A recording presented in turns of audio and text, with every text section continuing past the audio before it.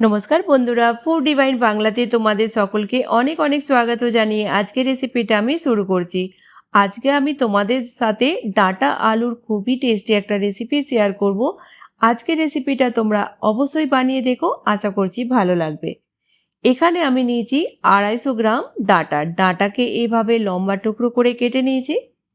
আর নিয়েছি এখানে আলু, দুটো মিডিয়াম সাইজের আলুকে এভাবে লম্বা টুকরো করে কেটে নেব। তো চলো শুরু করা যাক রেসিপি। প্রথমেই আমরা একটা পেস্ট তৈরি করব। তার জন্য এখানে নিয়েছি 4 চামচ পোস্ত, 4টে কাঁচা লঙ্কা দিয়ে আমরা কাঁচা লঙ্কা আর পোস্তকে বেটে নেব। অল্প একটু জল দিয়ে দিলাম মিক্সির জারেতে।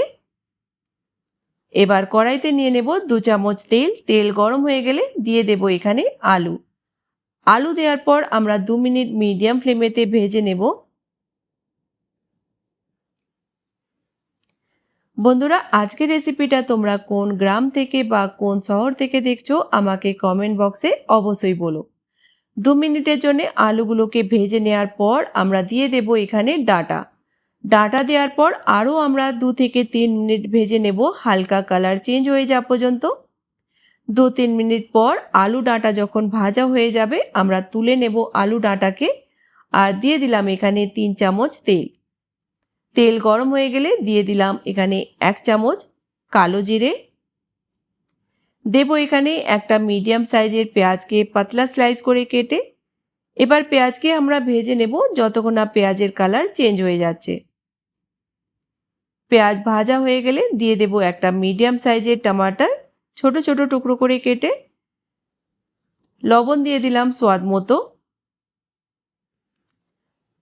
1 চামচ দিলাম এখানে আদা রসুনের পেস্ট। 2 মিনিটের জন্য একটু ভেজে নেব।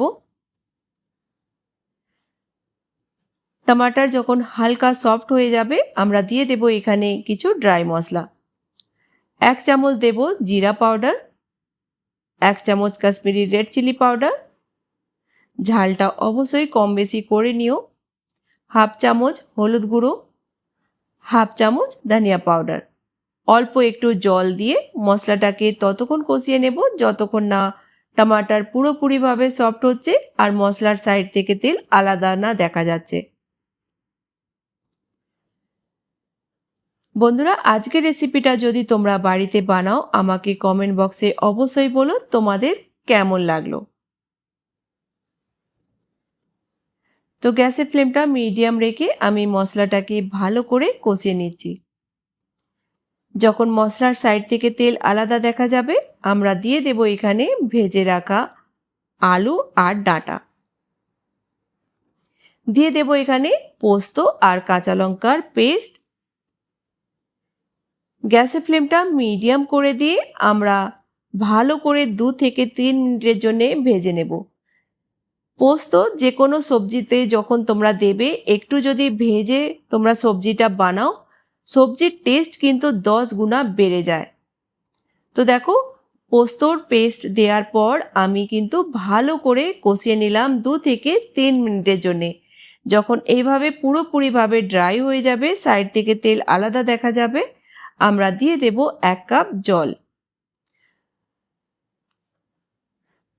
জল আমরা অতটাই দেব যাতে আলুটা আমাদের ভালোভাবে সিদ্ধ হয়ে যায়। দিয়ে দিলাম 1/2 চামচ গরম মশলা। গ্রেভিতে যখন বয়েল এসে যাবে আমরা গ্যাসের ফ্লেমটা মিডিয়াম করে 5-6 মিনিটের জন্য সবজিটাকে ঢাকা দিয়ে হতে দেব। আর বীজখানে খুলে তোমরা একবার চেকও করে নিও। 6-7 মিনিট পর আলু ভালোভাবে আমাদের সিদ্ধ হয়ে গেছে। একবার মিক্স করে গ্যাসের ফ্লেমটা বন্ধ করে দেব। আমি ধনেপাতা দিচ্ছি না, তোমরা চাইলে এখানে ধনেপাতা কুচি দিতে পারো। তো গ্যাসের ফ্লেমটা বন্ধ করে দিলাম আর তোমরা দেখেই বুঝতে পারছো এটা খেতে কতটা টেস্টি হবে। তো বন্ধুরা, রেসিপিটা বাড়িতে বানাও, খাও, তারপরে বলো তোমাদের কেমন লাগলো। ভালো লাগলে অবশ্যই চ্যানেলটিকে সাবস্ক্রাইব করে নিও আর বন্ধুদের সাথে রেসিপিটা বেশি বেশি করে শেয়ার করো। তো নতুন কোনো রেসিপির সঙ্গে আবার দেখা হবে।